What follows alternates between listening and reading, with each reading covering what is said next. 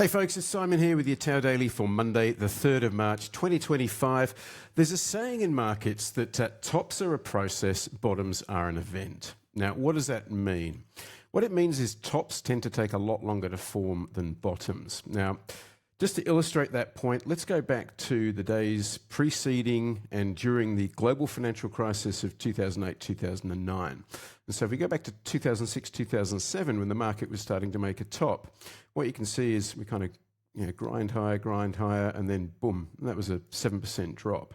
And then steady grind higher, and then boom, almost a V-shaped recovery. That was like a 10% drop.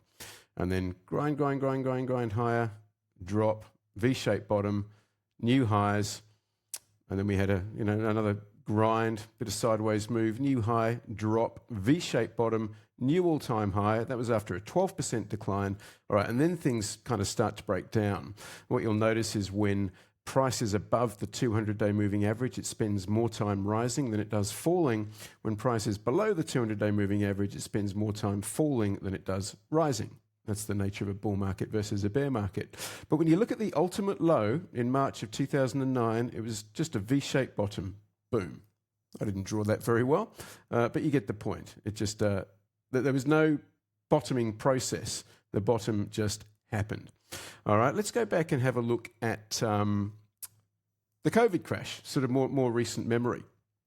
And so here you can see this is in the lead up. This is 2018, 2019. I mean, look at this swan dive the market took, V-shaped bottom.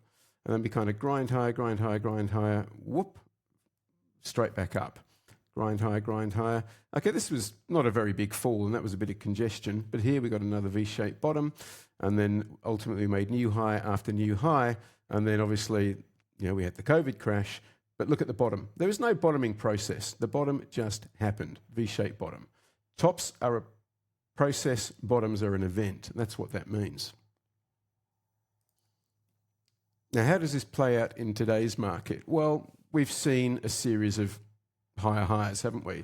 Grind, sharp fall, V-shaped bottom.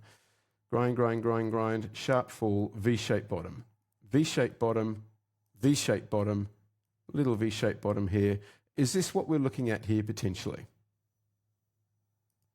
Now, this could all be part of a much, much longer term topping sort of structure or process. Could go on for months longer.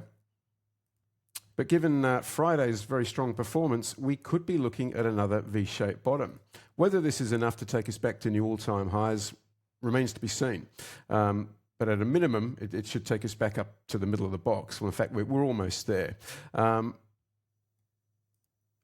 New all-time highs is something nobody really seems to be expecting right now, which is exactly why I think it could happen. That's what I got for you today, folks. I hope it helps, and I'll catch you next time. Thank you.